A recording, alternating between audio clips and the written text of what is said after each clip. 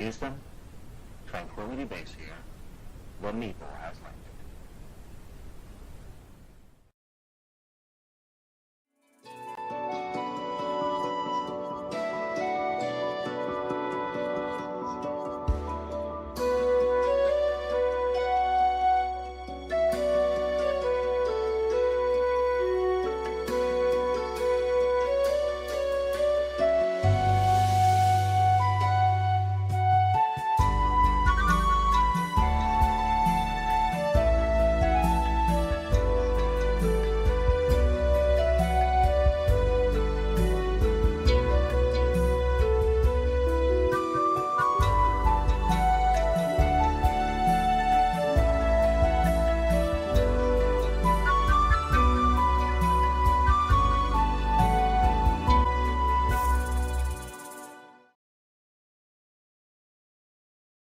Good evening, everyone, and welcome to the Vitruvian Meeple's production of Echoes of the Undying. I am your host, Trevor, the Vitruvian Meeple.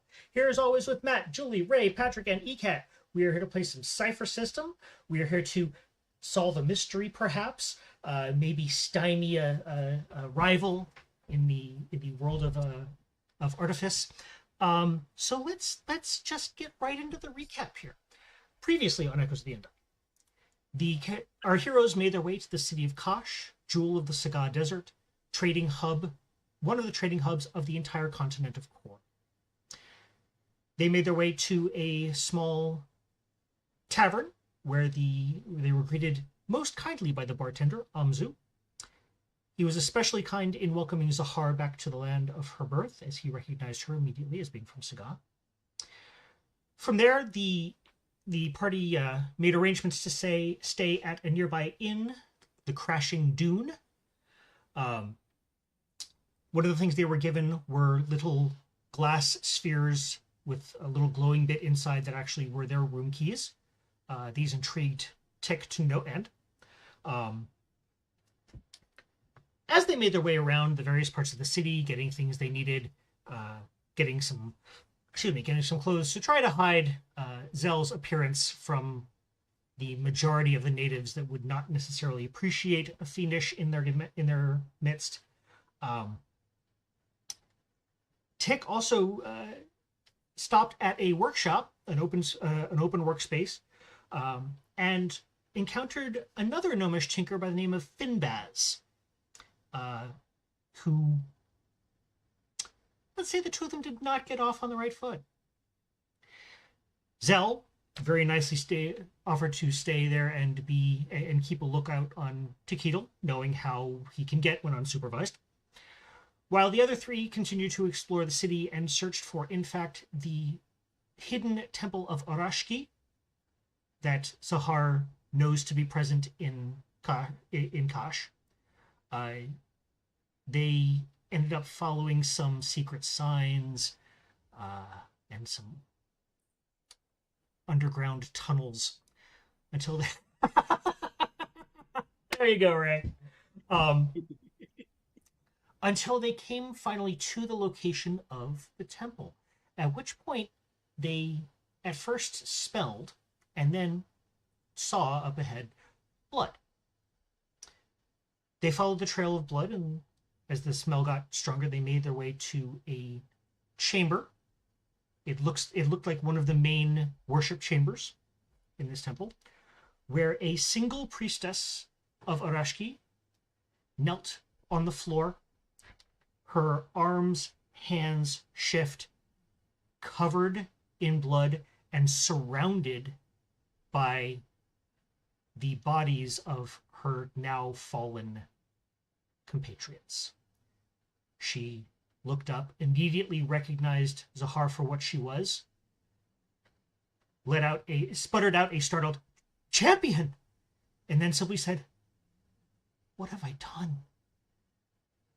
And that is not where we're going to pick up right now. We're going to go back to the workshop. This is not her beautiful wife? Nope. So, Tick, what have you been up to?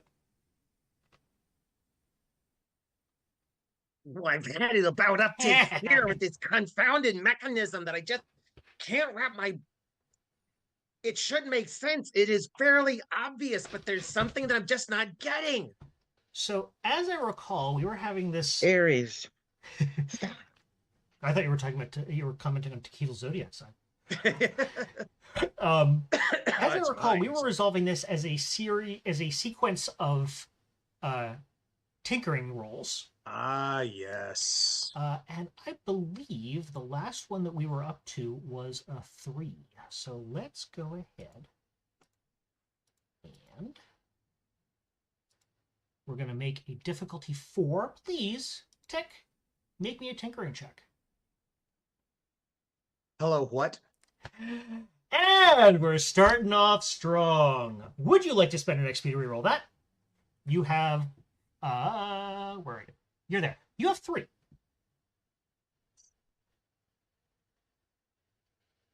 No. Excellent. Okay. Good stuff. So, you are tinkering with the crystal inside the little ornithopter that you had. You have gotten some parts from various locations in the bazaar, and you are attempting to piece them together and figure out what goes where. And you accidentally cross 2 wires that shouldn't have been crossed. And it springs to life.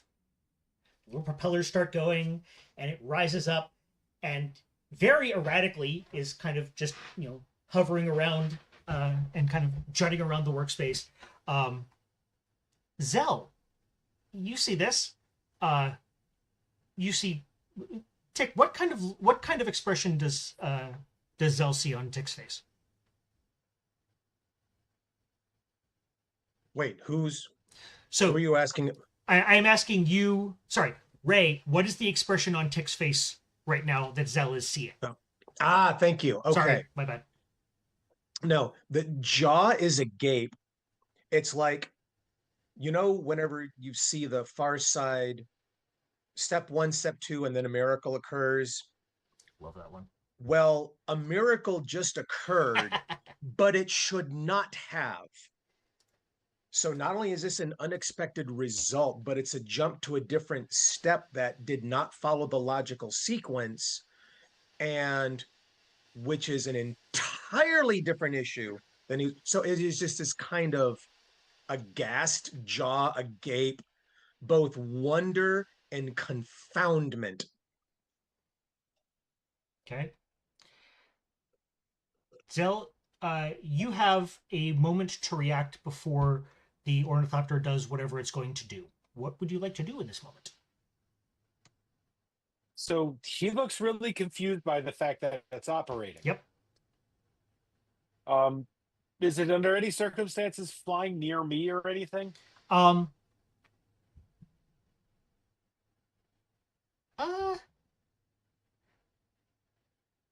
say that it is not flying particularly close to you. It seems to simply be erratically darting kind of all around the space. It does look like its motion. No, you don't, right? Not on a 1. Oh. When you roll a 1, I get it for free. Oh, okay. And you don't get one either. Sorry, folks from the chat. It looks like its general direction is taking it towards the exit of the workspace. That's what I was afraid of. So I hop up and I try to grab it. Okay. Please make me a speed-based roll, difficulty 5. If you have any skills you would like to try to sell me on this, you are welcome to try to do so.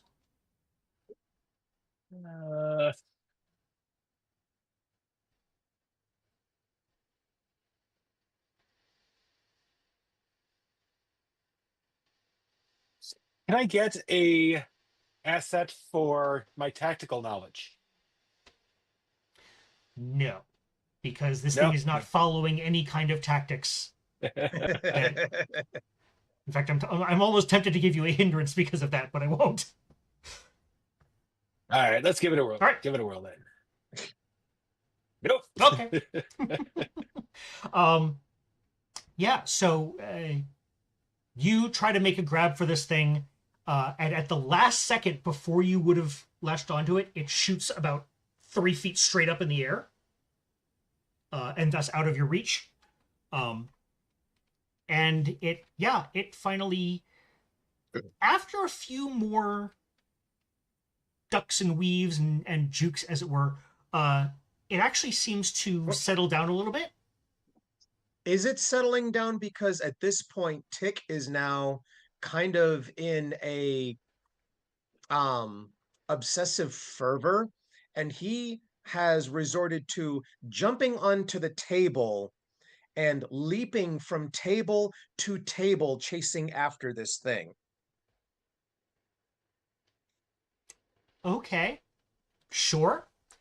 We're gonna again make that a speed roll.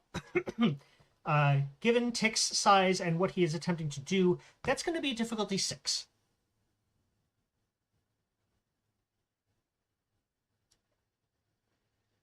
Hold on. Oh, yeesh. Okay, me. I don't want to. Hold on. Move out of the way. There we go. Trying to do this equipment efficiently. And she gets can I get an asset for my learning something new and at least knowing something about it, given the time that I've worked on it? No, because what you're trying to do now is purely physical. Okay. And your brain is first of all too engaged with other things and to really focus on learning what you're trying to do. Your body is basically going on autopilot. Thought I'd ask. Yep. No, absolutely. Ha ha! Okay. Excellent. This is how we start Yep. the evening. Yeah. So you barely manage to catch yourself from falling face first into someone's workspace, and it's only like a little bit after the fact when you look back and realize that it was in fact Finbaz's.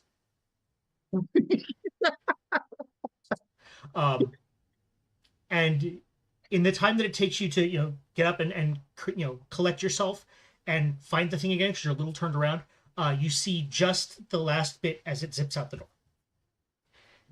Xel, what you see is that, as I said, after a few more jukes, it kind of it stops the erratic movement. Actually, kind of pivots about about a 180 arc, and then heads beelines for the door. Oh, I'm going to chase out after it because I have a feeling that might be an important thing to keep our eye on. Tip, what are you doing? Upon seeing Zell chase after it, I reluctantly jump down to the floor and hope beyond hope that my little bitty legs can keep up with Demon Chaser over here. Okay. Yeah.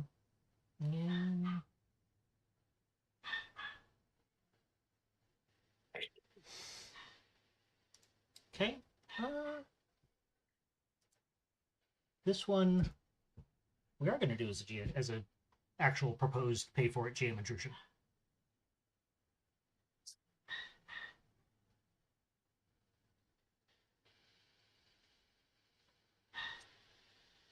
Excellent.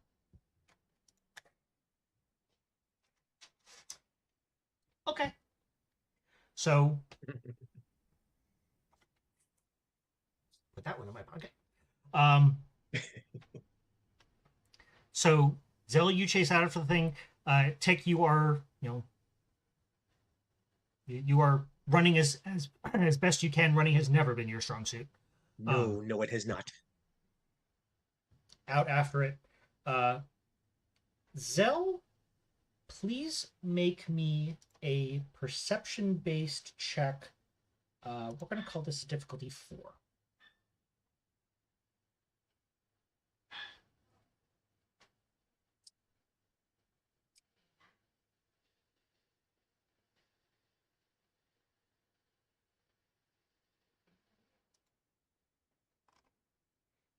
Okay, excellent. Nice. So yes, you do actually still manage to keep a bead on it.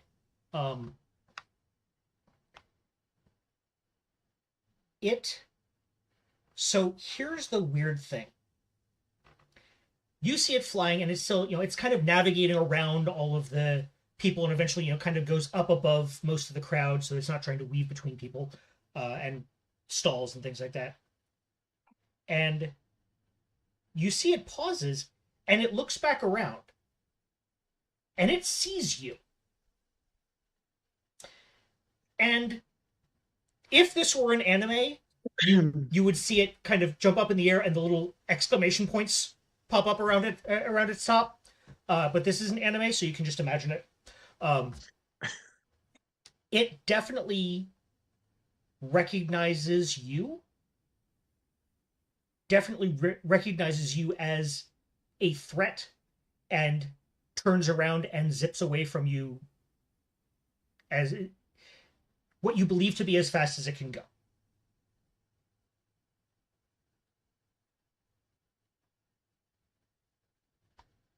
Oh boy. Well, I keep after it in the hopes that I don't lose it, and Tick will find me a little more easily as I'm racing through the streets. Okay. If you could please make me a running roll, which is actually a might-based roll. Difficulty 4.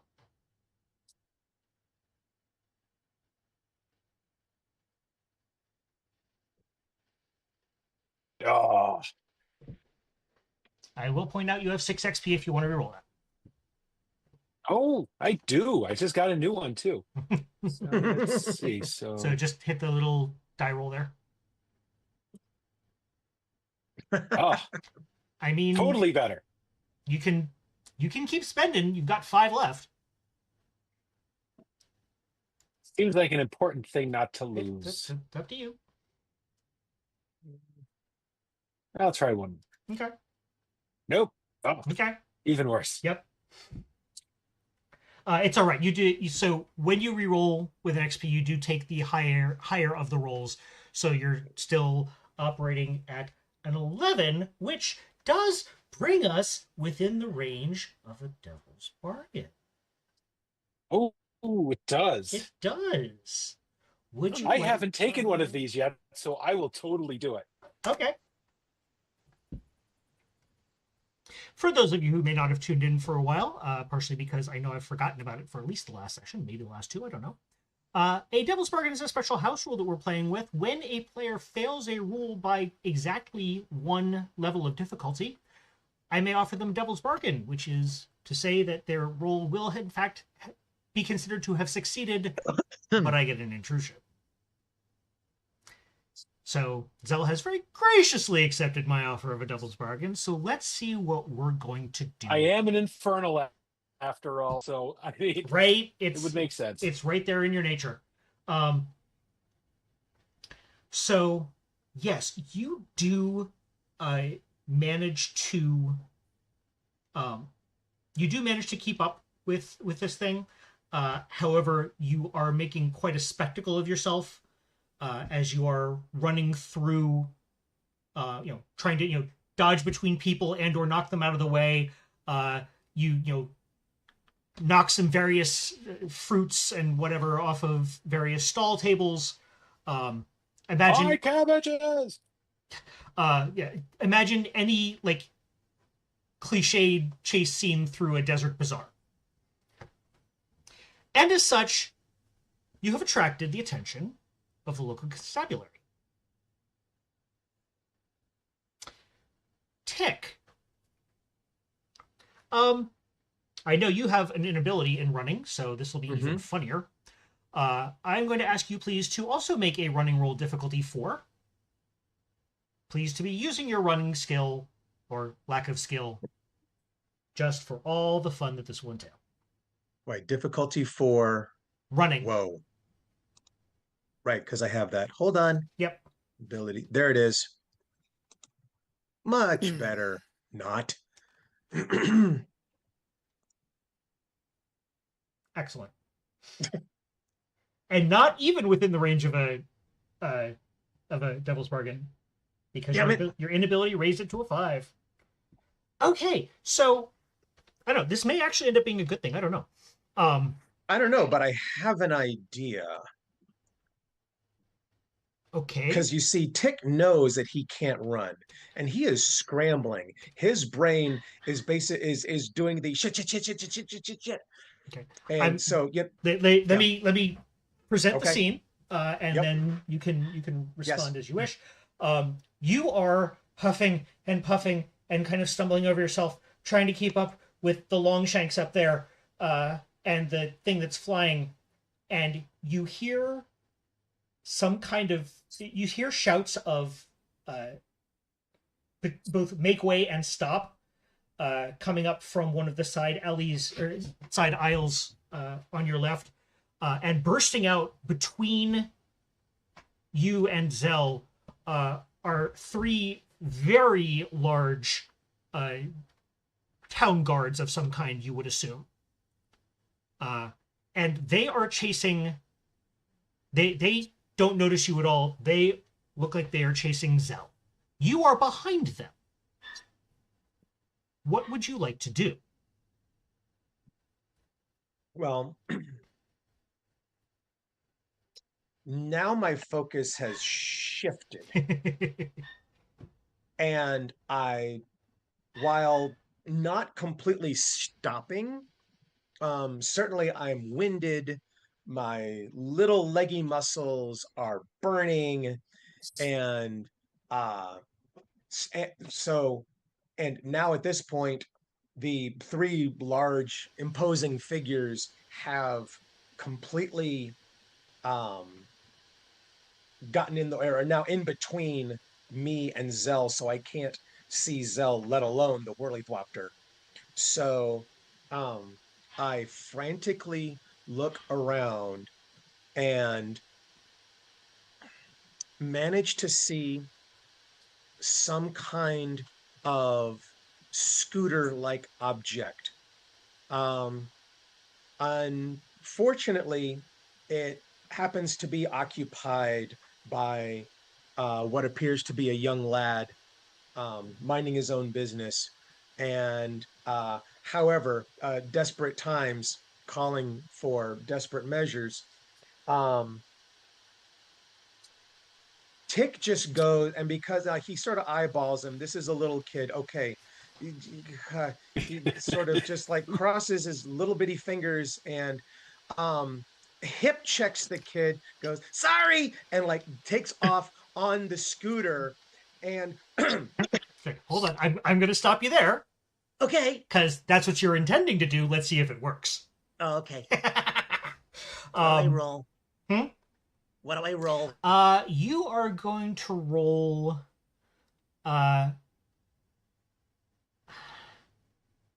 You're going to roll a might check, and we're going to make this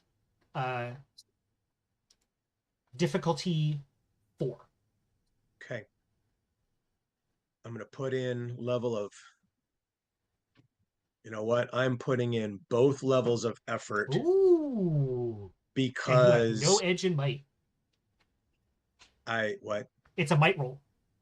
Well, fudge. I mean, you can. Well, I mean,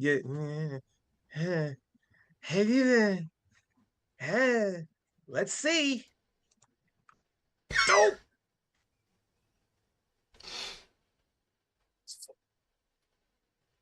Okay. Tell us what he's won. Well, you've won the potential of a devil's bargain. Because you only missed by 1. Wow. Okay. Yes. Okay. Gimme.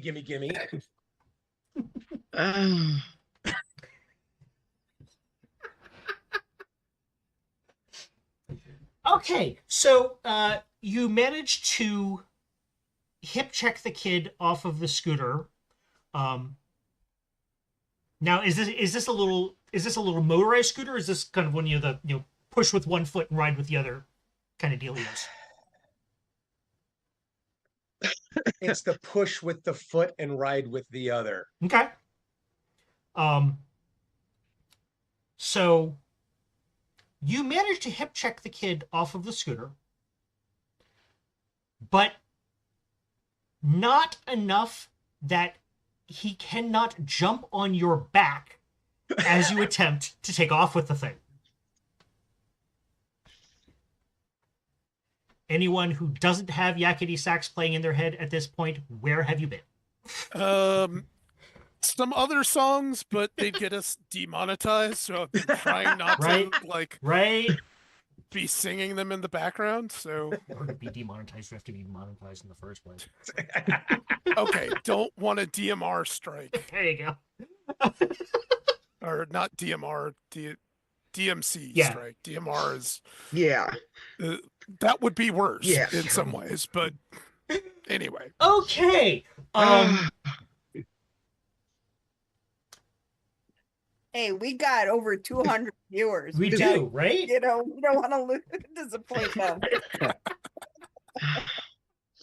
And they all get to tune in for the Keystone Fops tonight. Right. We love our viewers. Thank you for tuning in. We really do appreciate it. Now then. So we're gonna make this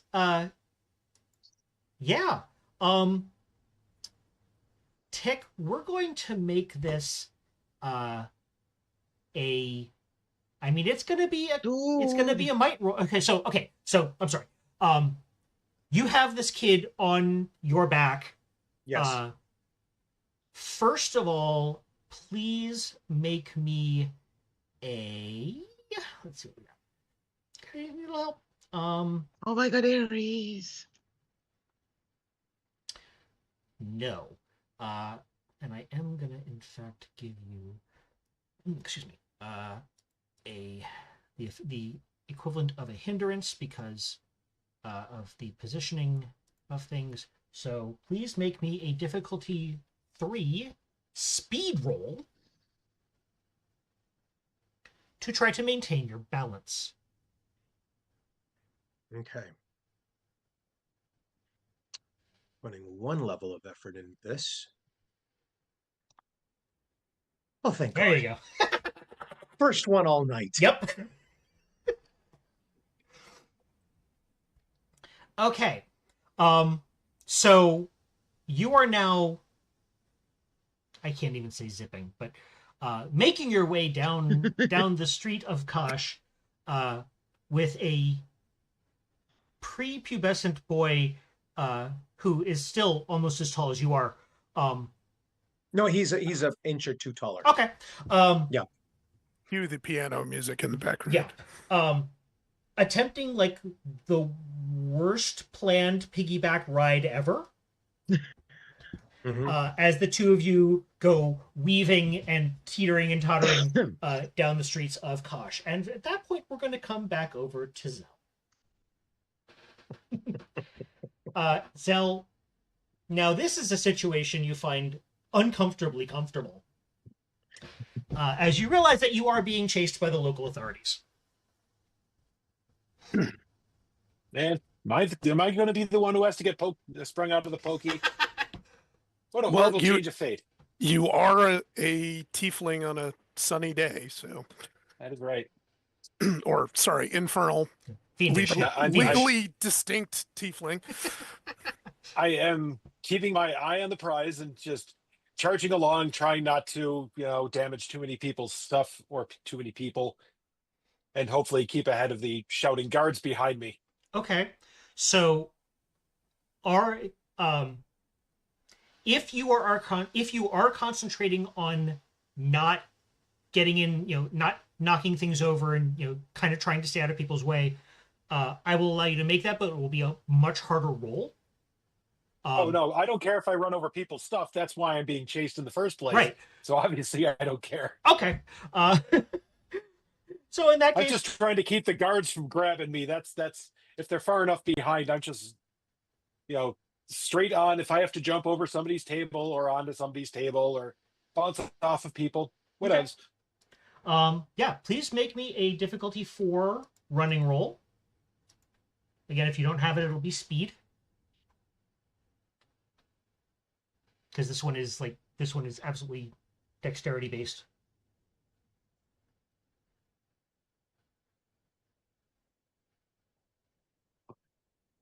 Oh, not even close.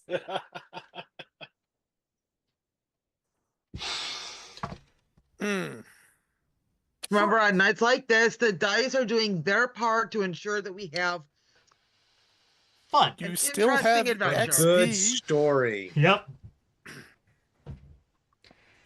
This is the dice looking at me and going, and just earlier you were bragging about the fact that you don't bother to prepare much because it'll never survive contact with the players. All right. So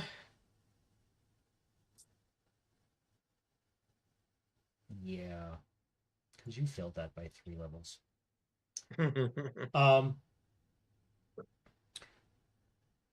So this wrap that you're wearing to try to keep yourself sheltered and maybe have a little bit of sun protection, you're still not used to wearing it, and it's far flowier than most of the things you would wear in this kind of circumstance. It's certainly not, this is the kind of flowy that you would normally see in like things that you would wear when for much more formal wear than this, and you wouldn't be caught dead running in a situation like that, unless you would be caught dead. But besides the point, and so this thing it's kind of the tails are flapping behind you, and one of them accidentally gets wrapped up on a support pole for one of the stalls. You do not notice this until it is too late. So basically my top half stops, my bottom half is still going, so I'll flop up onto my back, and then of course the stall partially collapses on top of me. No, the stall doesn't collapse on top of you. It does, however, collapse. You are, yes, your front half stops and your back half keeps going, but more specifically, your front right side stops. And everything else tries to keep going. So now you're half twisted around on the ground, and people are starting to gather around and looking at you with looks of horror on their faces. And you realize that the wrap has come down from your face. We don't know how a fishmonger's stall showed up in Saga, but Hey, where's Abdul the rug merchant?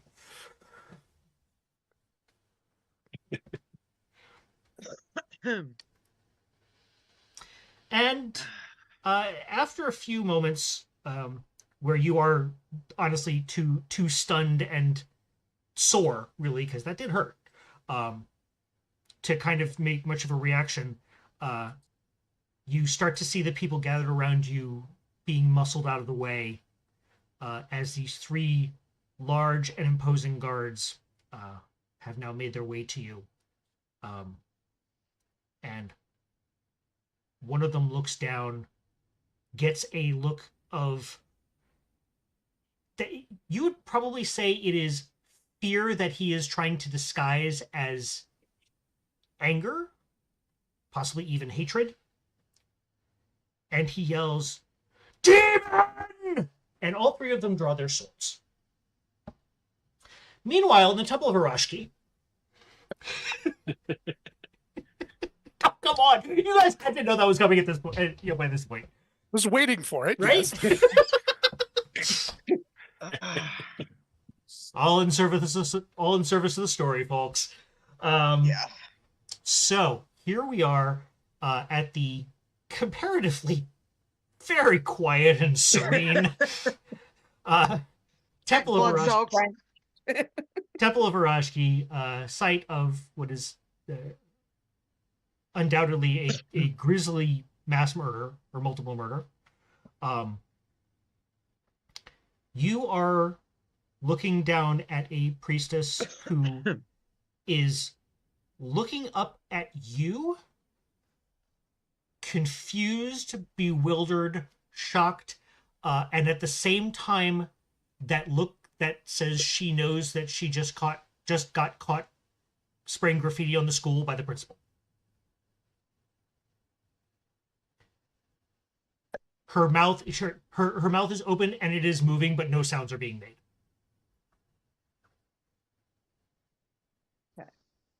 I do a quick scan, just like an automatic to see exits, any other beans, that quick momentary of just grabbing it and Yep. your surroundings. Yep. So threat assessment kind of thing. So just at a quick glance, you do see several doorways leading into this room. But much like, think like a sanctuary at a church. So you've got all sorts of things going off into little antechambers, and somewhere in there is probably going into some offices. You don't see anything else that immediately strikes you as another way out. But, there are some of these many archways that you can't pinpoint that well. So the only way you know of to get out is the way you came in. Okay. I approach the woman who is the lone survivor. Hmm? Ew. Sorry, the cat just sneezed on me. Thank you, Nimbus. All in service of the story. Yeah. And I lock eyes with her and I just say, name.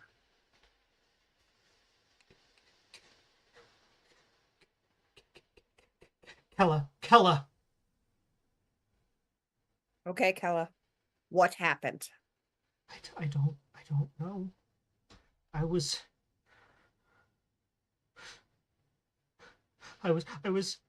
saying, I was meditating and praying to Erashki, preparing myself to go out into the city and see if I could spread any of her blessing. Not, you know what I mean. Yes. And I guess I fell asleep. I don't know. And then I came to and it was this. I was here. Okay. And she kind of devolves into. Yeah. How is she a slight thing? Is she, She is, I would say she's probably about medium build for a human in general. Okay. Not stocky or not overweight by any stretch of the imagination, but she's not going to blow away in a stiff wind. Right. She's got a little curve going on. Okay. I probably more forcefully than I should, because, Yep. social interactions. Take my hand and put it under and lift her up by lifting up under her. Basically, I grab her upper arm and basically try and hoist her to her feet. Okay. My other hand is on my scimitar. Just as a, shit has just gone down. I am not going to have my hand far. Okay. So just to set the scene, Zahar is right-handed? She's left-handed. Left-handed. Okay. So the sword is hanging from the right side, from your right hip. Mm-hmm. Is your right hand on your sword, which makes it's just going to make it awkward to draw? Or is your left hand on your sword, at which point, how are you attempting to prop up Kella? Okay. Left hand on my blade. Okay. And I'm just basically, I'm reaching forward because I'm squatting down because there's no way in hell I'm kneeling in all this carnage. Mm-hmm. As it is, I know my robes are going to be, hems are drenched. And just kind of reaching and lifting. Okay. Like, come on, to your feet. So Come with me. this is unfortunately going to be a social interaction roll, Mm-hmm. and it will be difficulty 3. Okay. As as you are making your way towards her, yes, with one hand out, but with the other hand on your blade. Mm-hmm. That's fine.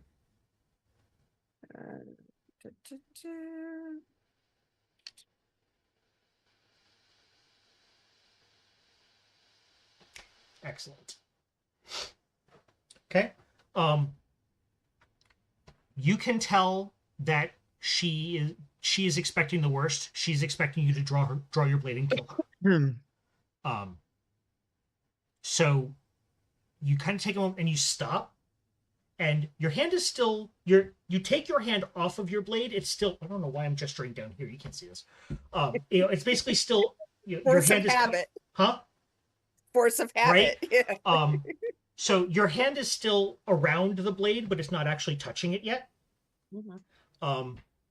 And just for a minute, you take it away and kind of do a gesture of calming, and offer your other hand to Kella. She takes it and immediately just kind of collapses into your arms, just bawling. And I hold her and I guide her towards the exit away from the carnage. Okay. I don't know if anybody of the group is waiting outside the temple, because I would have said no one follows me in. Okay. Yeah, so in that case, Hereward and Serafina, you guys are waiting outside the temple, trying not to look inconspicuous, or trying to look inconspicuous. And you start to hear the sounds of someone shuffling towards the door, or towards the entrance that you saw.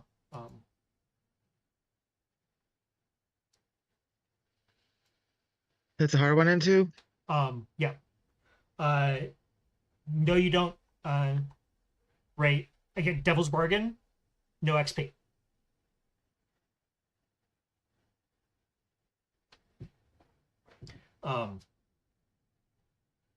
Yeah, it's only when I propose a GM intrusion to you and you accept that you get the XP. So yeah, Devil's Bargain is nothing. 1 is nothing. Okay. That's the price. You see, so you hear, kind of before you see it, you hear Zahar kind of shuffling towards the entrance. Zahar, what language are you speaking to Kella? Given that we are in the temple, I'd be speaking sacred, which is celestial. Okay.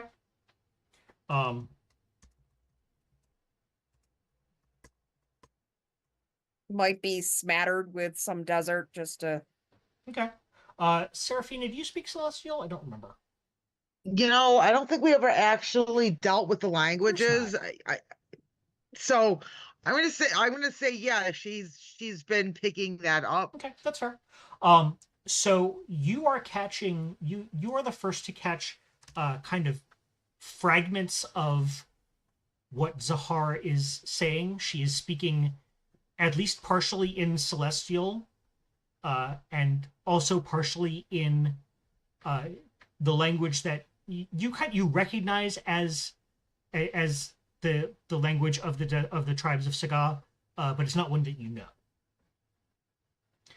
So Zahar, in this kind of Ekat, in this kind of broken communication, what parts of what you are telling Kella does Serafina hear and understand? Deep breath. We will figure this out. You are safe.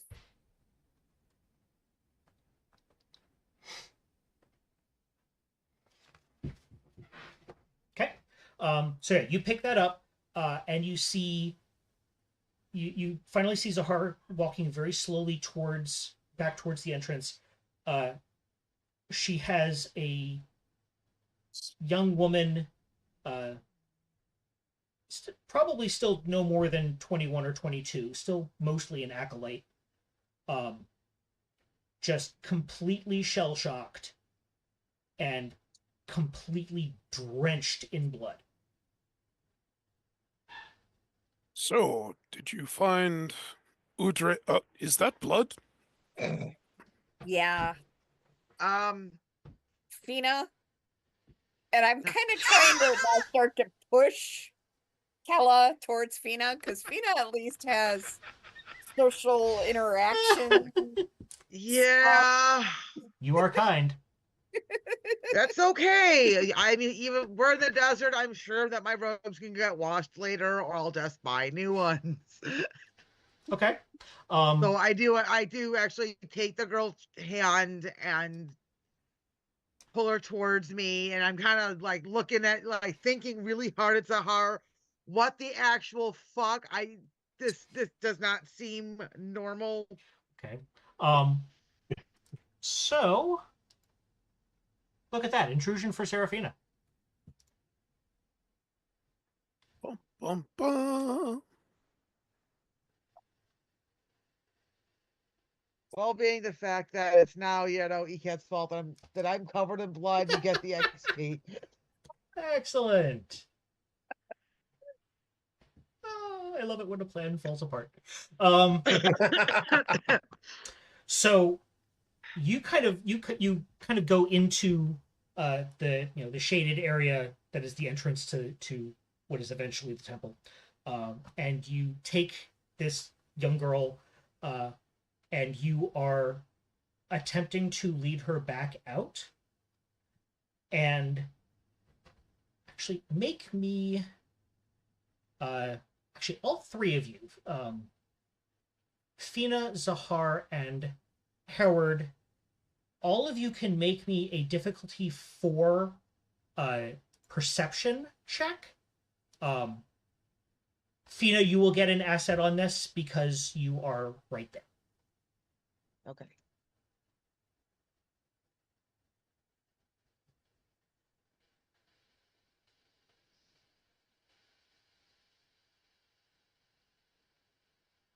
Nice. Okay. There we go. So Zahar and Fina, so at one point, you're trying to guide her out, and at one point it starts as just a flinch, and then she is actively fighting you continuing to pull her. The two of you realize that this is happening just about at the edge line of the shade. The edge line of what? Of the shade. Shade. Where you would be bringing her Doesn't out want to go into the sun. into the sun, yes.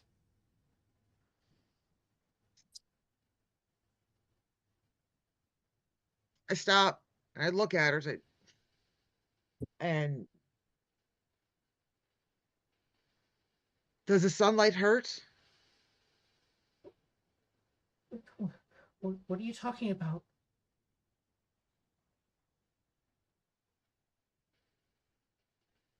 I gently pulled just her hand to see what her reaction is. So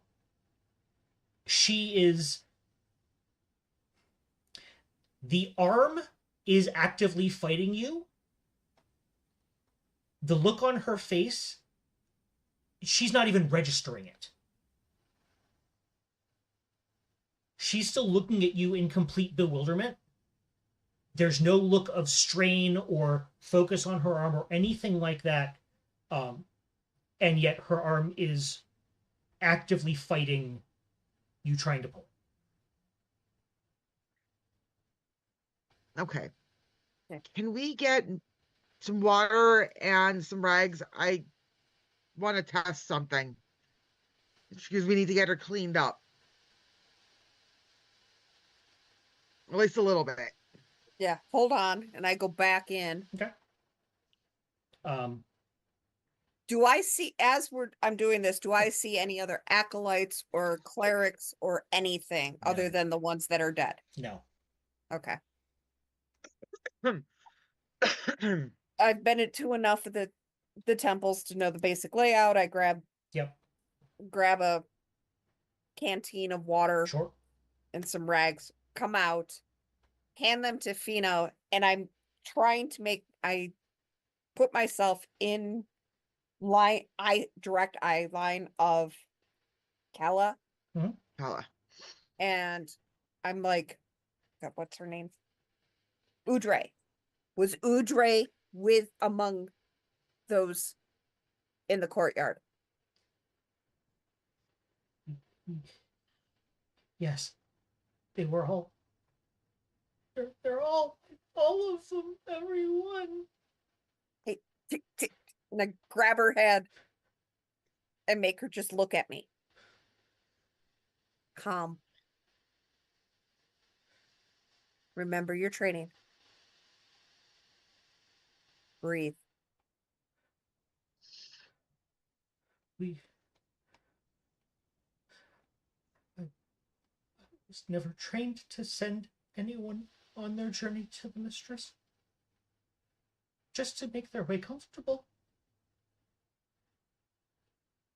Say the prayers. Just say the prayers. I'm just trying to keep her focused while Fina does. Okay. What I think I know. Yeah, what I'm good. Sweet mistress of death. Into whose arms we So are I want to just start by trying to get all of the blood cleaned off of one hand and one, her hands and her arms. Okay. Just gonna start with that. Okay. And once they're dry, I'm like, okay, or once they're cleaned off, I'm gonna try pulling one arm back into the sunlight and to see what happens. Okay. You get it. You get it about as clean as could reasonably be expected under these circumstances. It is by no means free of blood, but it is at least now more the color of her flesh than dark red. Yeah. And when you attempt to pull the arm out into the sun, the same thing happens. She is heads down in prayer. She is, mumbling prayers to Erashki, and yet her arm has become iron. Okay. So the blood does I'm thinking, kind of aloud. Okay, so it's not the actual blood on her skin, but she definitely needs a bath. Well, she has bathed. Yeah. In other people's blood, but Fina, can you handle her for a few minutes? Yeah. Okay. I turn to Hereward, pull him off out of hearing so we don't freak the girl out. Right. And I just pull him to the side and say, they're all dead. with that much blood, I'm not surprised. I don't know how. I need to commune. See if I can find out from the lady if she knows what's going on. Okay, what do you need from me? Sentinel. Done. And I step back in. Okay. I even go to the courtyard. Okay. and I instantly drop to my knees and start praying the standard prayers that I use to get to reach her in hopes of getting some answers.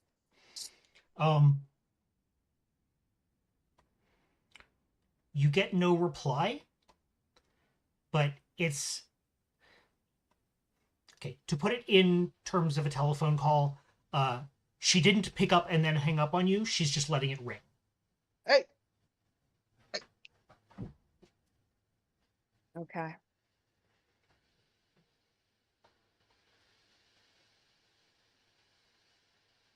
I stand and I just start looking, just anything. Now I'm really looking for a sign, something that just doesn't look right, doesn't feel right. Okay. You're going to make me it's going to be an intellect roll. We're going to go with like anything like empathy or anything like sense of the weird, or not quite sense motive, but like, you know. I have perception and I have seen through tricks, illusions, ruses, lies, survival skills.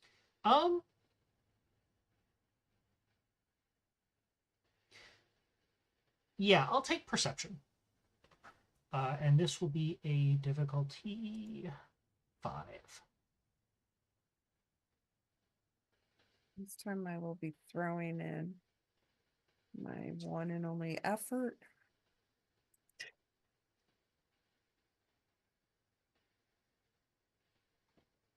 Nice. So here is where we do a little bit of metagaming. Okay. Perception was not the skill you used. It was seeing through deception. Oh, sorry. No. I told you to roll perception. Now that you have succeeded, I can tell you that what you were actually rolling was. Ah, okay.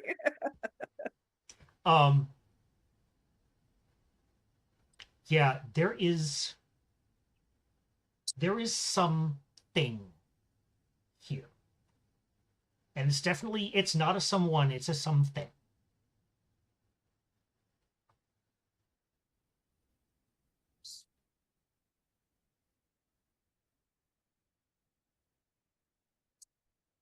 I look around a little more and then I just call out for Hereward to come in. I'll take whatever punishment the goddess seems fit later. Okay. Better to beg forgiveness. Right.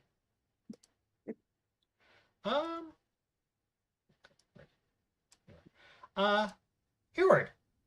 Because you guys had to know this was coming at this point. Do you have intrusion? Sure. Okay.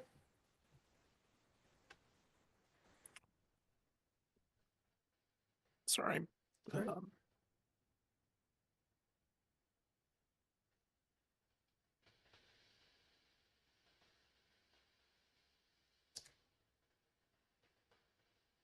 Okay. So, just as you hear Zahar calling for you from inside the temple, and it's pretty faint. This is not a 5-foot step away from you. Yeah. Is when you also hear a commotion from out in the market, and you eventually hear a kind of strangled yelp that you recognize as Xel's, followed shortly by very deep, loud cries of stop, followed shortly by high, shrilled exclamations of demon.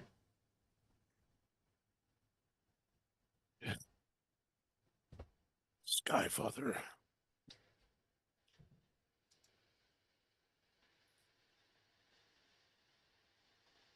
What do you do?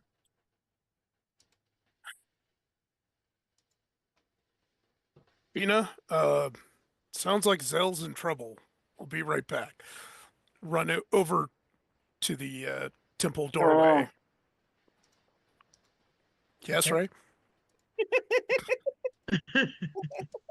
You quacked loudly. Yeah. Made the sound of my people.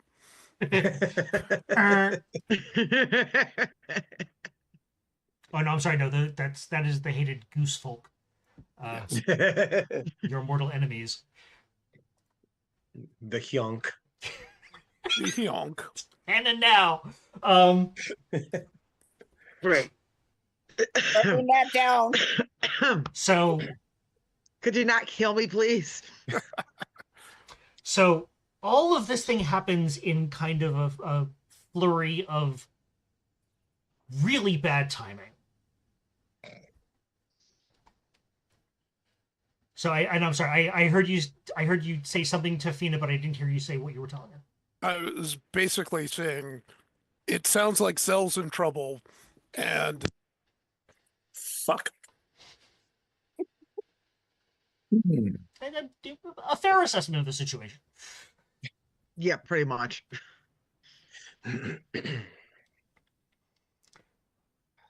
Fina? Okay. Sorry, my cat unplugged my headset. Okay, see, now we're getting GM intrusions in real life, and that's just not fair. Yeah.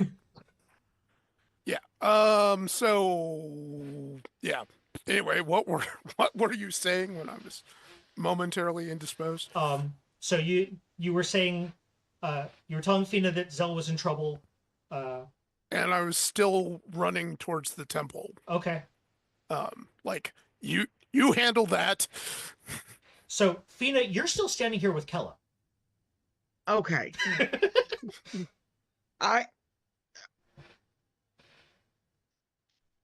Is she still praying?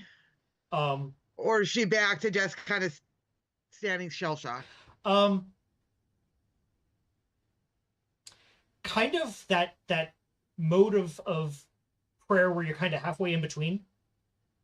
Okay.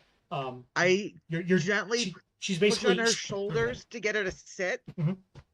Stay here. Pray. She doesn't look up. She doesn't even open her eyes, but she nods as the prayer continues. Okay. I take the rag and the I make sure I get the blood off of my hands. Okay. Good call. And I'm gonna kind of poke my head out of this, area towards the noise and the ruckus that I'm hearing. Okay. And that is when you hear very clearly from probably only about 1 or 2 streets down, you hear a very loud, gruff voice announce, "He's a demon," and you hear the unmistakable sound of swords being drawn. Shit. More like a shing, but yeah, close. Yeah, and also knew that was coming. Right. Okay. Shit! You fool! We all have swords! Oh, what the fuck are you? Okay, since I actually know what his robes look like and and just shape and everything, I'm quickly trying to scan to see if I can actually find him. Okay. From here, you cannot see anything, but you can hear that the turmoil is like a block, either a block and maybe a half a block to the side, or like 2 blocks down and like right around the corner. Okay, I'm gonna head in that direction and see if I can spot Zell before the constables do. Okay. Zell! Yes. You have just had 3 swords drawn against you, and these guys do not look like they're ready to break out in a dance. No, they don't. Or if they are, it's the kind of sword dance you really don't want to be a part of. So, I mean, what I would you like might to be do? able to take on, 2 or 1. Maybe, okay, I could definitely take on 0 of them.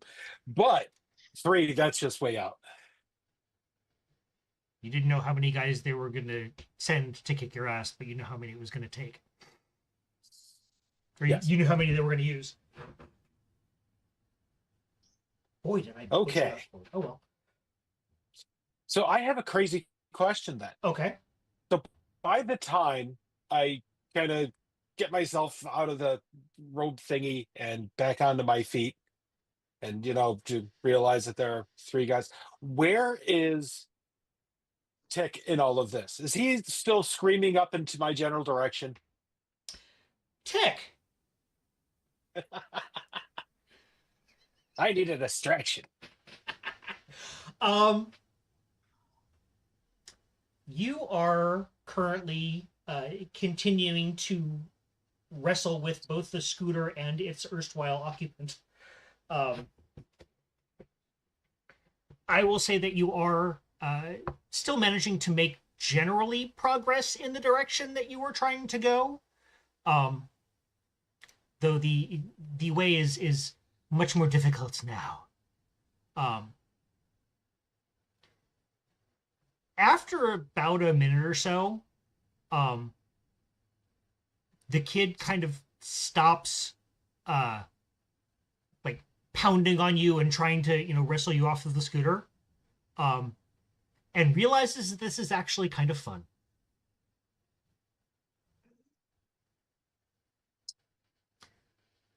So,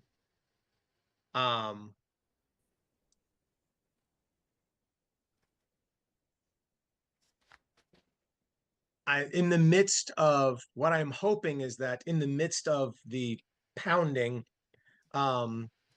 Tick, while trying to use what's left of his leg strength to propel the scooter and both of its occupants along the crowded street / sidewalk, turns in the general direction of the kid.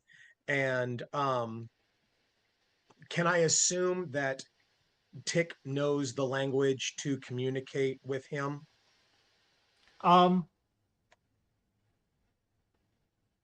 You can assume Yeah, whether or not it's correct.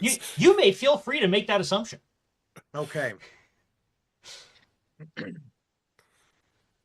So, gauging from my previous experiences, I speak the language I think that he speaks and turn to my side and yell, "One Aurum, go along with this."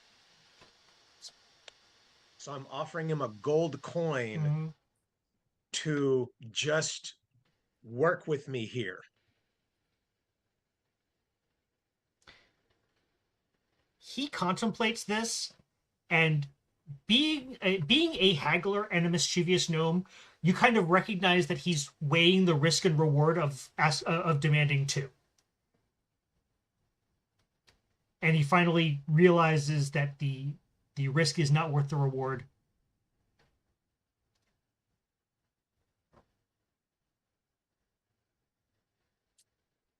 And did the kid just hold his hand out? Yep. Okay. He looks, so like briefly stops, digs in, gives the kid the coin. Oh, and see, here's the problem. Remember that GM intrusion that you got when you were leaving the workspace? Yep. You left so fast, you left all your stuff behind.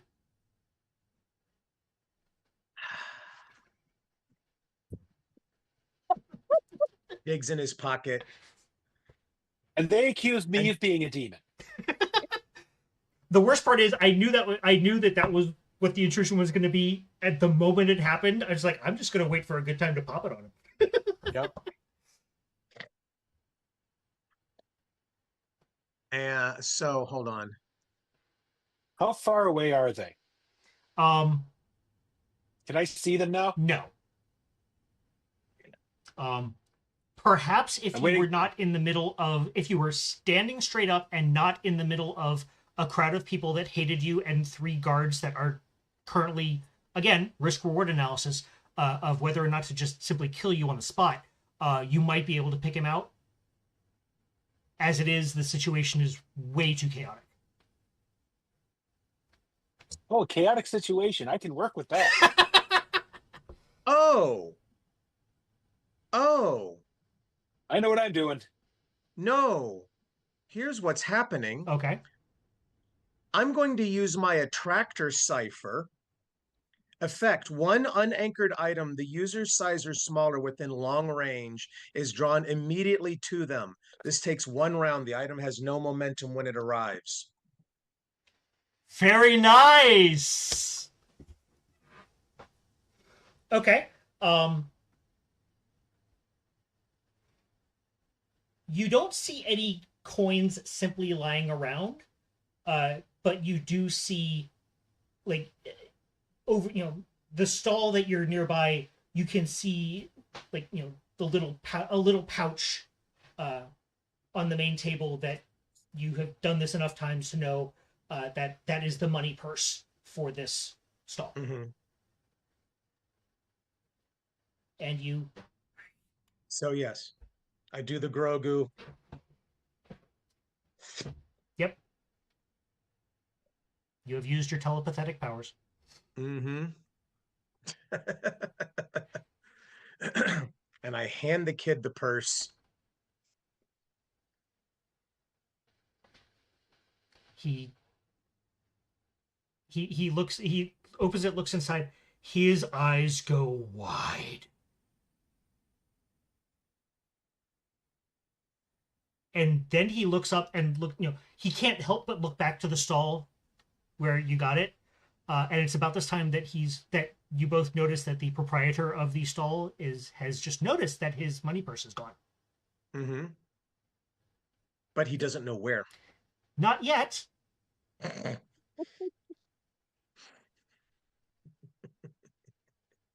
What would you like to do? Continue on our way. Okay. So yes, at this point, he kind of, he jumps down off of your shoulders, kind of kicks the foot of yours that's on the platform of the scooter. He kind of kicks it forward to make room for his own foot behind you. And you're now both good pushing. And I will say that he at least is savvy enough of the streets that you are not both pushing on the same side, so you're not going around in a circle. Yeah. Yes, you are in fact paddling both sides of the canoe. Yeah, so with that extra bit of help, you do manage to catch up to the scene in question, and now everyone involved arrives at the speed of plot. So, do we hear the merchant screaming about his missing coin purse?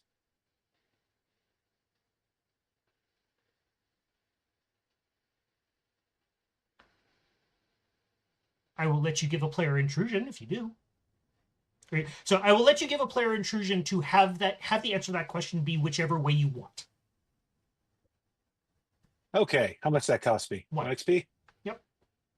All right, because this will work for great drama. So, as the two of them are starting to race towards me, you of course hear from further down the plaza, "Hey, somebody took my money!" What? And of course, guy storms out looking to see who might have it in his hand. And at that exact moment, I decided to pop a cipher myself. Sudden departure.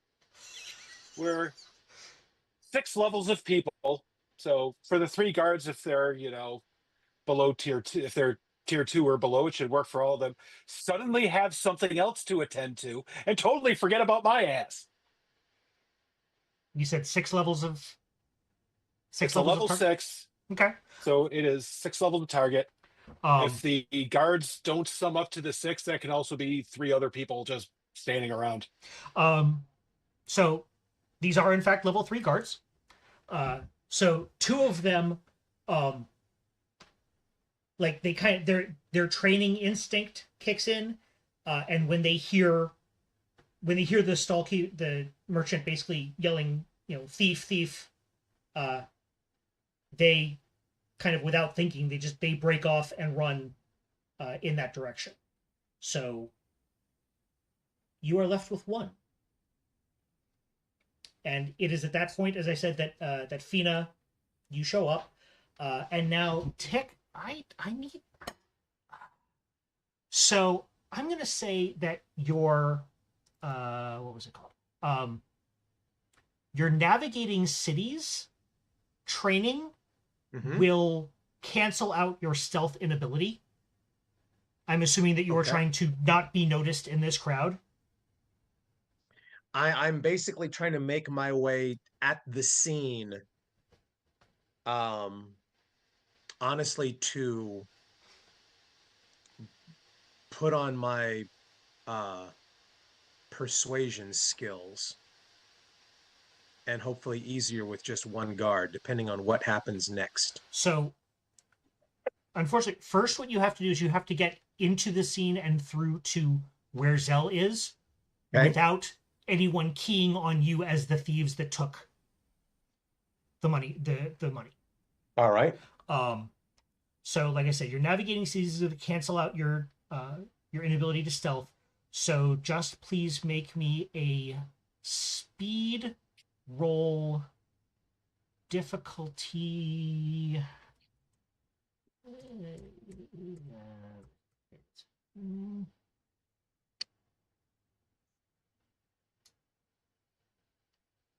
It's going to be difficulty 4, but you can take an asset for your size. Nice. Okay. Adding 1 level of effort.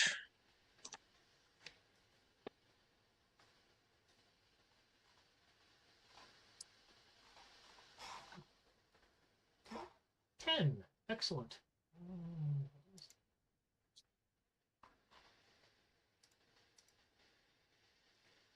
Sorry, the chat log has frozen in OBS. Darn it.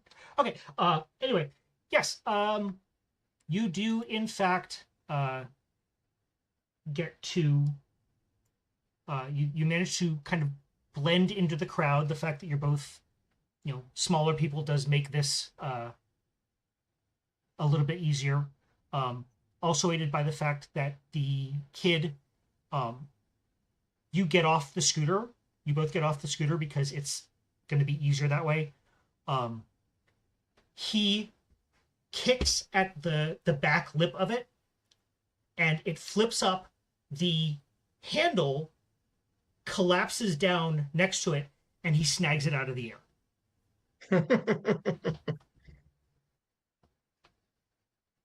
Neva. Find out later his name is Marte. Say Neva approves. So no, wheelbarrows filled with dried dung. Yep.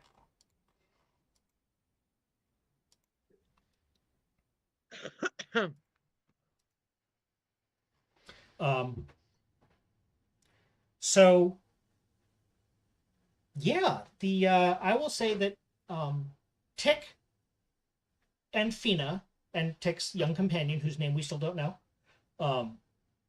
because there hasn't been time for an introduction, kind of all converge on Xel and the remaining guard simultaneously. So the three of you are together. What kind of stand do you want to make? And first of all, I guess Fina and Tick, do you take position as Xel's allies, or are you remaining, as far as anyone can tell, neutral spectators for now? Well, I had a plan. Okay. Seeing the guards come in, I had a plan. Okay, go for it. Okay. Yes, you did. So, we come into the right of the situation, and around the guard where now is wherever Xel is. Has Xel stood up by now? Yeah, I think you can. You took the opportunity that was presented by the two guards shuffling off and running off, and the other gun who appears to be the one in charge. He kind of looks over at them, slightly shocked, slightly surprised for just a moment, and in that moment you do manage to scramble to your feet. When he turns back and sees that you have stood up, he does, however, he lowers his sword at you. Okay. Oh, I turned not directly in between Xel and the guard, but like a little bit off to the side, turn towards the guard and go, just look at him all wide-eyed. Oh my goodness. Thank goodness you've caught up to this brave man who helped save this young boy's life. The spirits were in control and it was horrible. And he saved this young boy and in fear just started running, but he did something heroic. Oh, thank goodness he's safe. So here's the problem. That's not persuasion. That's deception, which you have an inability in. Let me roll it. Okay. That will be, well, I already said the guards were level 3, so it'll be difficulty 3.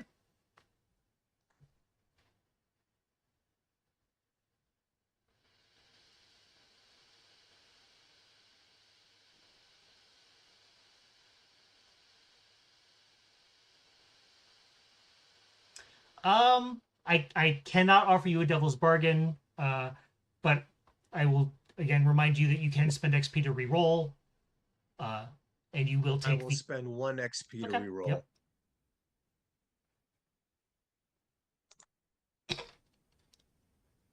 I will not spend another XP to reroll. Xel or Fina, would either of you like to spend an XP to allow him to reroll?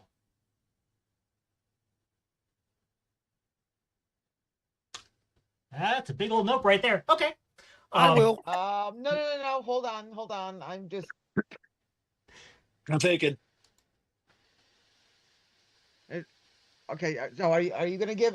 No, I can give him. I can give him an XP. I was just trying to double check, make sure that I actually had XP to be able to do oh that. yeah. Sure. Yeah. Okay. Realizing that the bluff isn't working and forgetting that he has an inability, now he's trying harder. So we'll add a level of effort.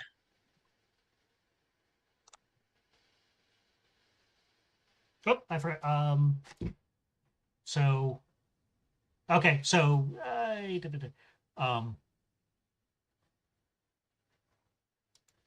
on.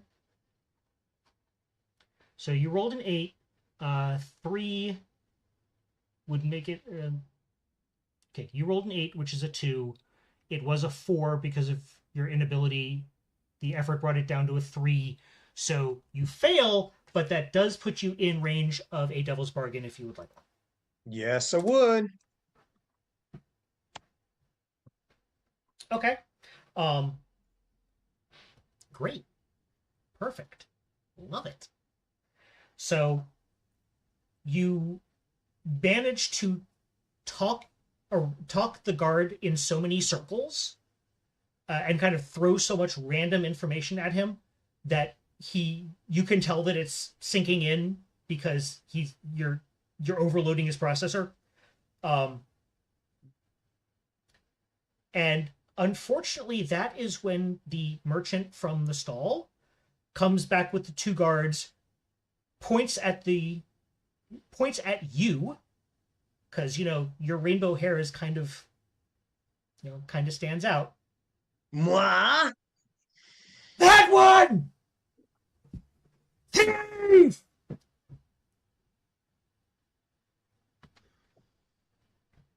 And well, the good news is Xel no longer really has the attention of any of the 3 guards. Would you like to guess what the bad news is? So does Tick actually have the pouch on him, like in his hand or something like that? Or was he smart and he stashed it somewhere?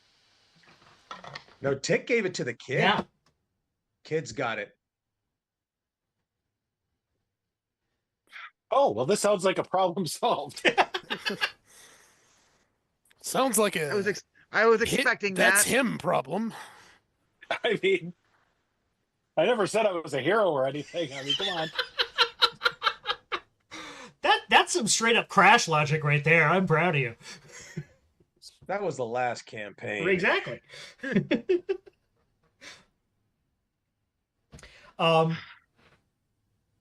So the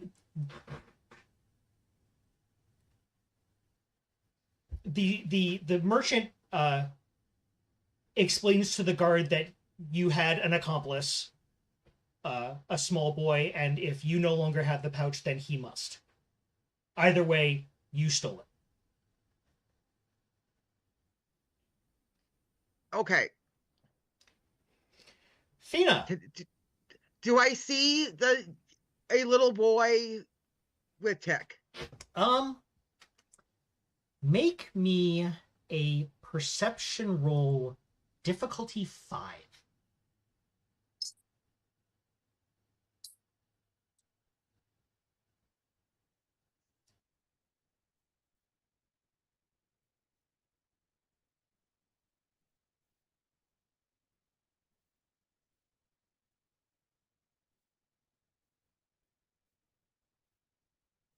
No.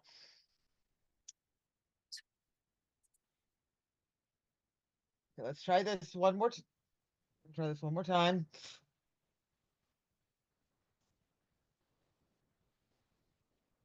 No. Nope. Nope. We are going to Oh jail. my gosh, I'm sorry. This is, oh my god, at least it wasn't an intrusion. Unfortunately, yeah, neither of them were close enough that I could have even offered you a devil's bargain. Yeah. No, you see Yeah. no kid nowhere. Okay. I know, but I can still work with this. Okay. I look at the guard. Do you see a kid anywhere around here that could possibly be this gnome's accomplice?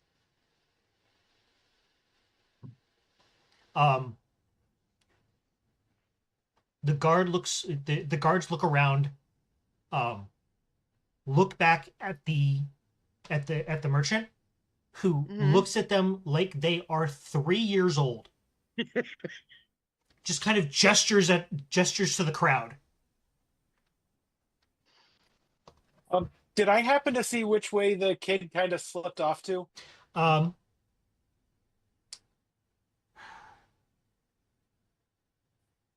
So yours is going to be more difficult because you didn't really notice him in the first place.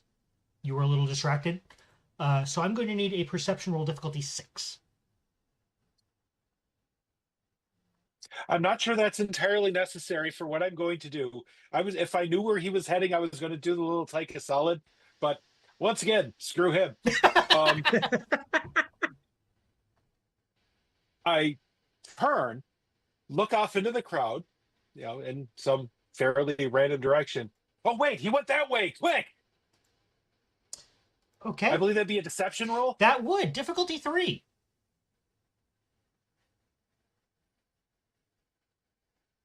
All right. Because I don't trust the dice tonight. There you go. There we go.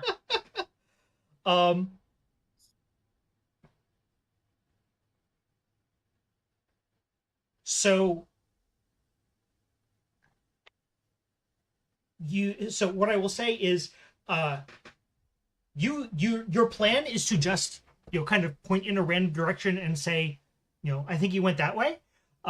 You actually do in fact spot a small group of kids, like 3 or 4, that happen to be running away from the scene for reasons unbeknownst to you. But what is beknownst to you is that that's very convenient.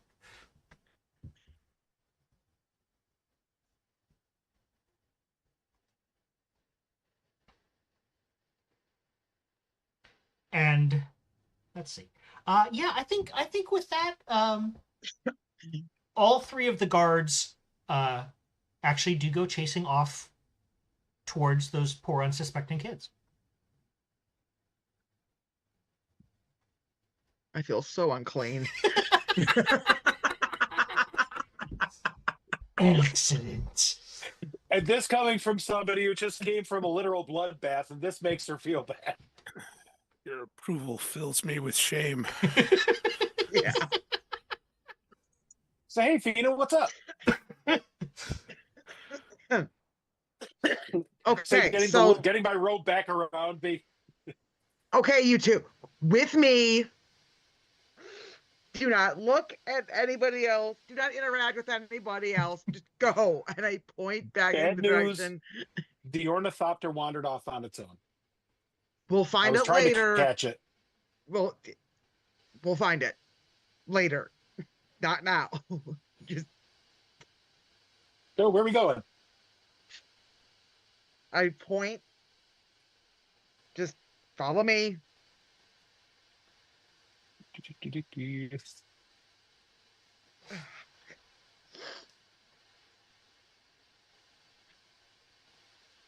Okay, I take him in a slightly secured, not Circuitous? direct. Sorry, Circuitous? Yeah, Yeah. yes, that. Working Mondays route back to the temple on the off chance that anybody decides to try to follow us. Okay. You make it back to the temple, as far as you can tell, untailed. Okay. Before we go back in, into the outer area, something bad happened here. I don't know the details of what's going on, so just keep your shit together. Don't freak out. I step back When in. have I ever freaked out about anything? Fina. Don't answer that. Intrusion. What was that? Intrusion. Yep. Okay.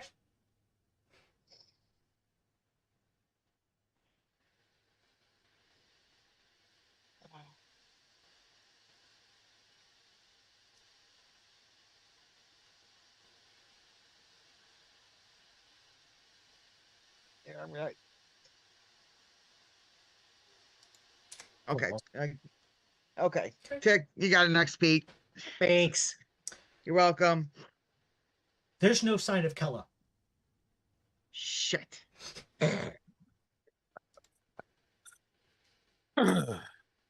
Ella.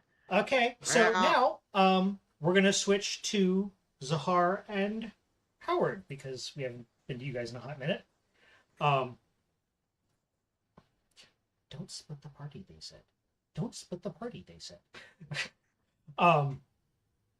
So you are back. Howard, you make your way to Zahar. This is the first time that you are witnessing the carnage here. So you are somewhat of a student of war, right? Yes. You know, despite how you seem to fight, when you have your focus, you take pride in your techniques and your skills, and and recognizing the same in the works of others. There is no such artistry here.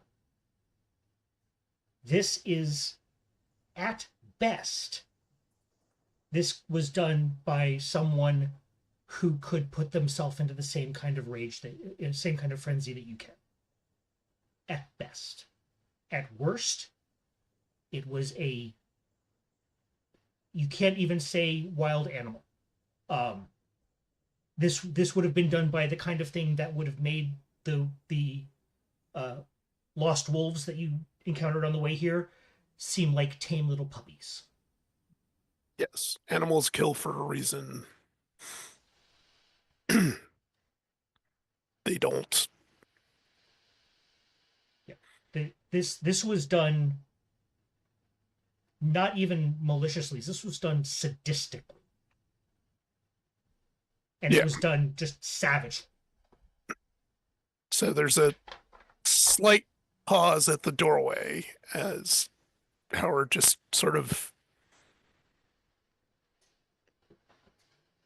the smell of blood hits him and he can hear the sounds of flames and screaming and just has to push that memory aside. I'm here. I walk up to him. I am sorry, my friend, but I need your knowledge. Not With a problem. something, not someone. I may be a warrior, but I do not know war. This This is is- no war. don't- This I is a don't- slaughter. This is an abattoir, not a battlefield. This is something that delights in it, revels in it. Closest thing we dealt with in the guards is there was a child who was not right. We found one day doing this to local pets.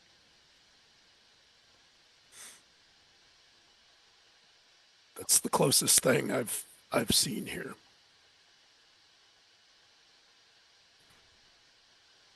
Now, are there like any tracks in the blood? Other than mine and Kala's? Yeah, Um, yeah.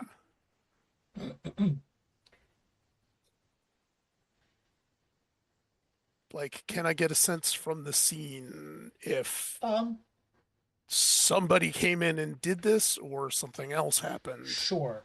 Make me a perception or tracking, or I know you have something along those lines. I have tracking. Okay. Yeah, make me a tracking roll difficulty 4.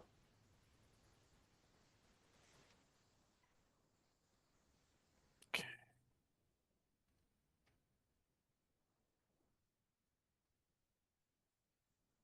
Okay. Let's see. I can put in a level of effort, so I'll Now, do this- that. This is intellect, so just be careful.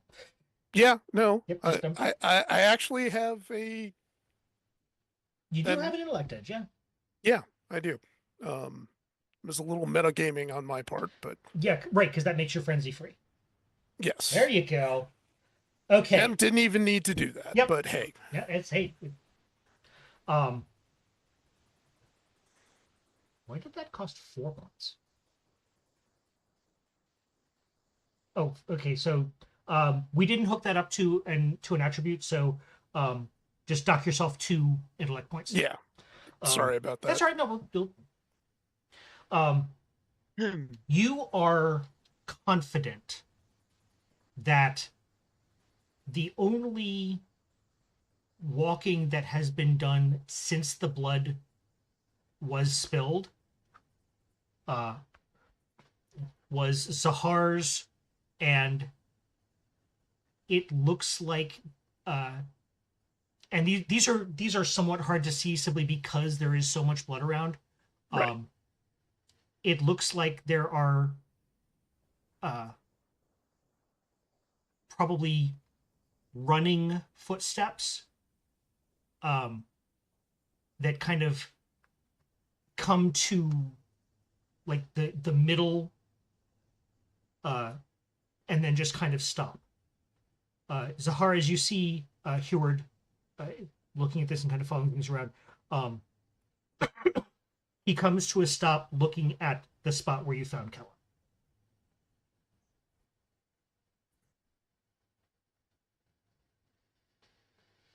do you see? Kella, she did this.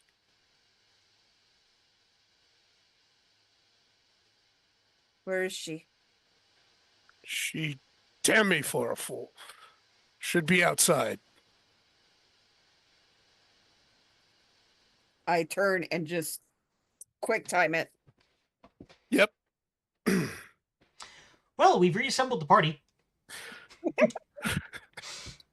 Only took us most of this session. So That's right. Yep. So yeah, all 5 of you are now outside the temple. There is no sign of Kella.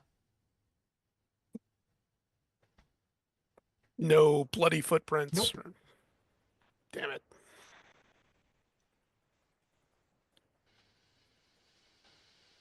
I curse loudly and long in many colorful epithets. Noted. Hereward's just banging his head against a pillar a few times. Just stupid, stupid, stupid. God, I slowly lean Howard the over Duck closer meets to Dottie. Serafina and very quietly say, what did I miss? What? I haven't seen the inside of the temple yet. I so- give them Hey, you I haven't give even them a heard about TLDR recap of what I know. Okay. Zahar went into the temple proper, came back out with an acolyte who was just completely soaked in blood, like just covered in it. She was in shock. She prayed every time I tried to take her from under the shade into the sunlight. It's like her body and her mind were disconnected. She didn't realize what was going on, but she was physically resisting. I left her here sitting in the shade praying while I went to go and retrieve the 2 of you. This is And my now she's fault. gone. I should have told you to bind her. No, I should have bound her. my fault. My fault. Oh,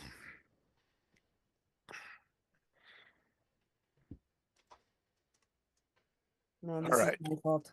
It's a small girl covered in blood. She can't have gotten far.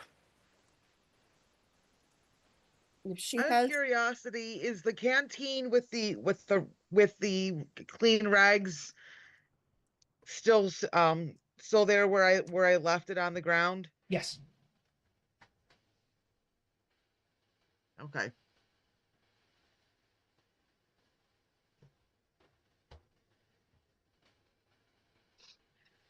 Okay, so she didn't take herself to go get cleaned up. No. Okay, keep in mind, guys, that my character has a inability in detecting falsehoods, so she doesn't really think of Love it. people trying to do, Yep. like bad things. Right. and Well, what I do, I wouldn't have thought to use it against an accolade of my goddess. in- obviously it wasn't her. She shunned the light, which should aid us as well. Young acolyte covered in blood who will not step in daylight. What else is shadowed here?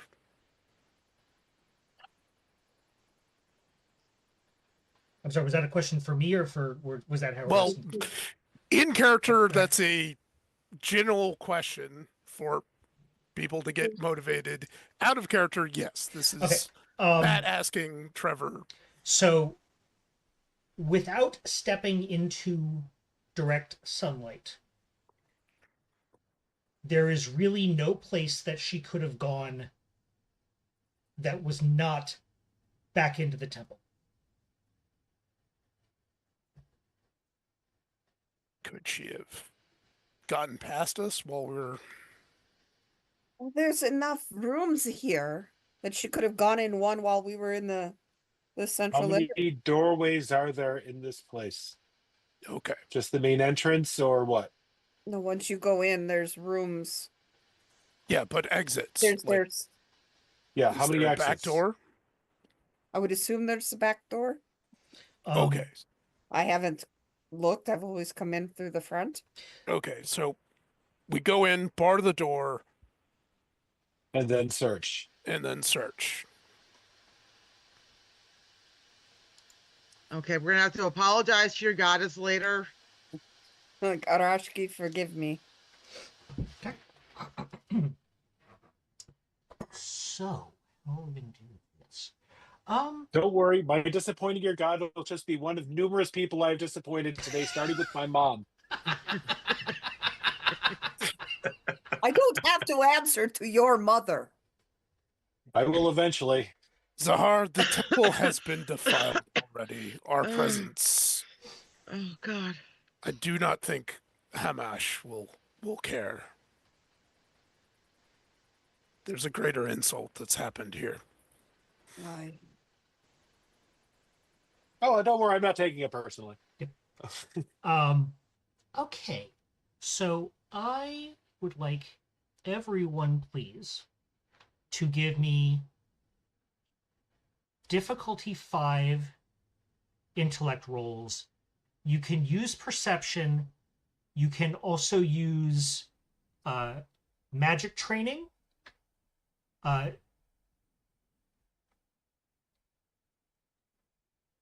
Zahar, now that you have experienced it a little bit, I will also allow you to double up with seeing through a trick or an illusion. Does the tracking come in? Nope. Nope. Okay. Hey, gotta ask. Yep, no, absolutely no. That's nice. Yay! I Nice. actually rolled a success.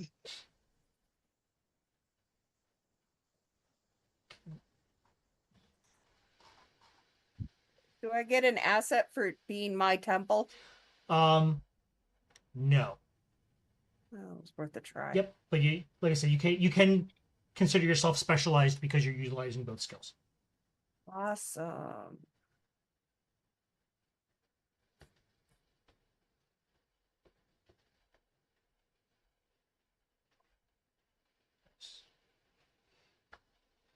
Okay. No one missed it by less than 1. Serafina, Ti'Keedl, and Zahar.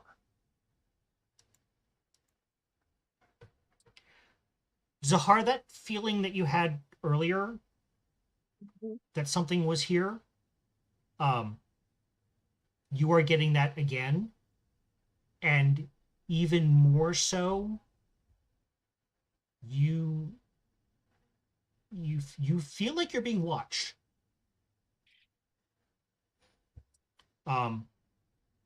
Tick and Fina, you also kind of get that, the hair standing up on the back of your neck, that A, something is not right here, and B, it feels like you're being watched.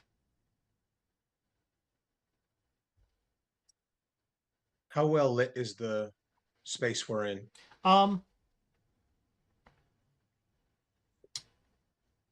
Relatively poorly. There are a couple of torches in wall sconces.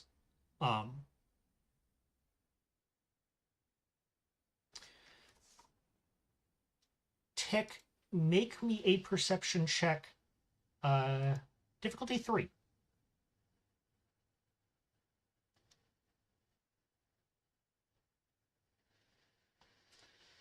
Several of them have been put out. I changed that. Do I still have my glasses? Cat's eye spectacles? Yeah, I'll say those are probably important enough to you that you don't usually take them off. So I will say that, yeah, they're I will say that you kind of do the, has anyone seen my glasses thing when they're up here? Because you're a little distracted. But yes, you eventually do realize that they're still on your head. Okay, so you can put them on so you put them on.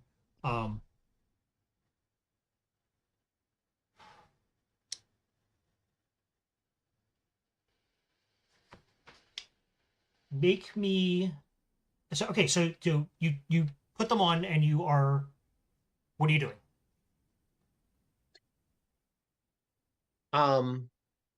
I noticed that some of the lights or some of the Torches. torches were put out. Mhm. So I want to but I saw that without the glasses, Mhm. correct? Yeah.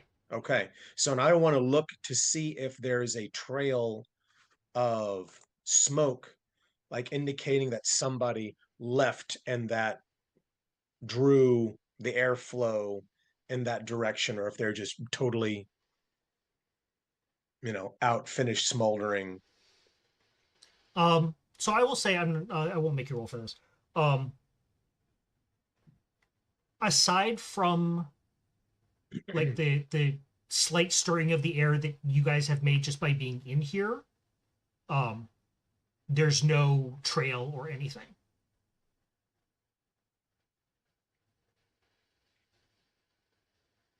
And nothing obvious that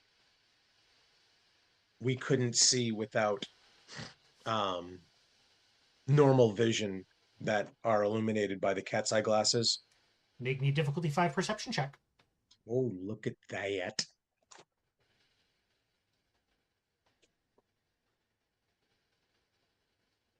Okay. Now I add on an effort. Eh.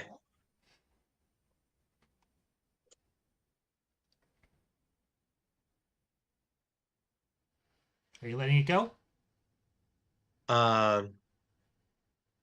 Is it out of range for Yeah. Devil's Oh, Advocate? actually, wait. No, actually, it's not because you brought it down to a 3 and rolled it at 2. Sure, I'll give you a devil's bargain for that. Do it. Okay. So you look around with your cat's eye glasses. And it takes you a second because you're kind of even with your glasses, you see something that's kind of black on black. Mm-hmm. Now the thing about the cat's eye glasses is, the colors are somewhat muted. Not quite in black and white, but definitely muted colors. So you're kind of looking up, you look up around the ceiling, and you see this patch of, like I said, it's black against black. And for just a second, you see 2 and then 4 and then 6 bright red eyes blink open. You know that they are looking at you, looking at them. And this make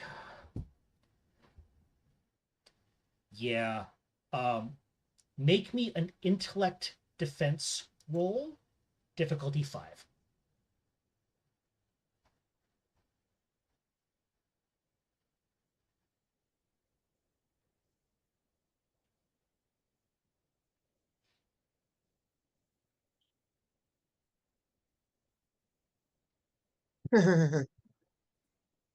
Okay.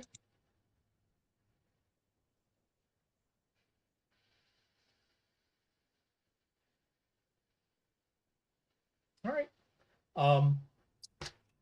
Yeah, you feel like someone has just danced on your grave.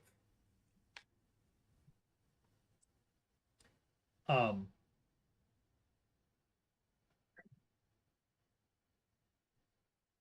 Yeah, it is. You are extremely unsettled. You did not enjoy this at all. Now, is it the same feeling as it was around the lake when we saw the eyes? No. Okay. No, when you saw all those at the lake, at the spring, they weren't really looking at you. They were kind of looking past you or through you. They were staring off into space, and you got in the way, basically. This whatever this thing is, it has clocked you.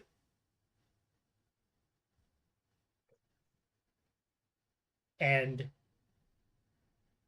it has left, for lack of a better metaphor, it's left a bad taste on your soul.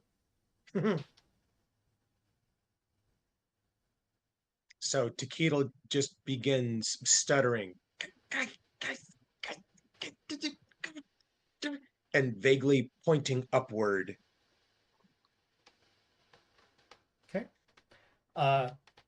As you point upward, trying to get everyone's attention over to it, the eyes close, like snap shut, and it slithers along the surface of the ceiling,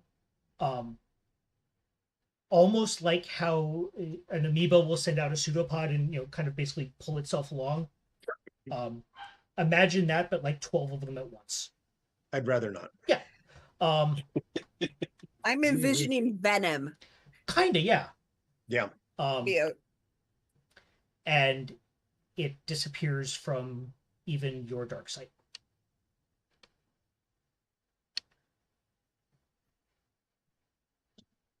So Tick is trying to catch his breath and is still kind of caught in the just staring where the thing was. And quite honestly needs a little bit of help to get back out of it. Okay. Cue the duck. Anyone want to slap the gnome in the face? Come, Halfman. What is it? Smacks him in the back. Get it out. Slithering sense of evil. Where? It was up there. It's not there anymore. And his eyes red, slither. It was horrible. It was looking right at us. Fina, we need light. We need it now. Lots of Okay. it. Okay, so I'm going to turn on the my shroud of flame and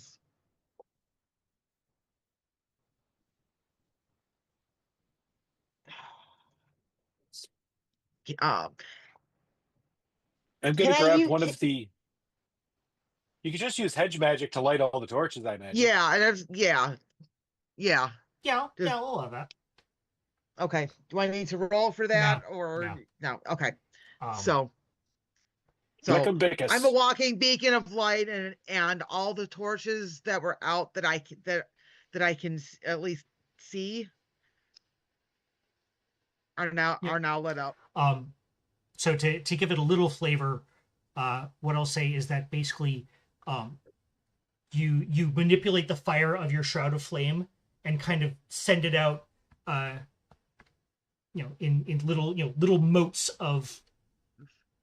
Yeah, that's layers. what I was Yeah. just kind of envisioning. Yeah. That's what I was thinking like this like targeted onslaught of just Yep. Yeah. So the place is now considerably more lit.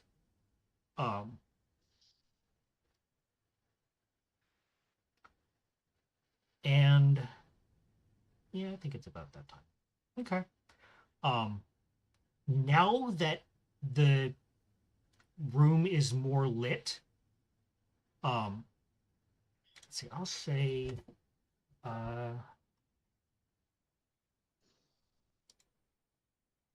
Zahar, we're gonna have you, and we're gonna have Serafina, because you have magic training. The two of you, as weird as it is, it's the increased light that lets your kind of third eye see these. All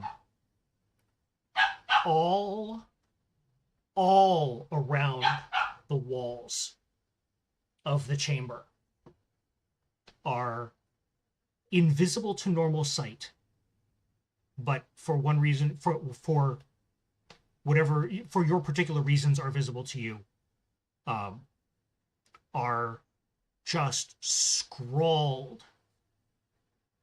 Serafina, they are just some symbol that I don't think you recognize. Zahar, you very much do. These are the symbols of Ishun. And that's where we're going to end this episode of Echoes of the Undying.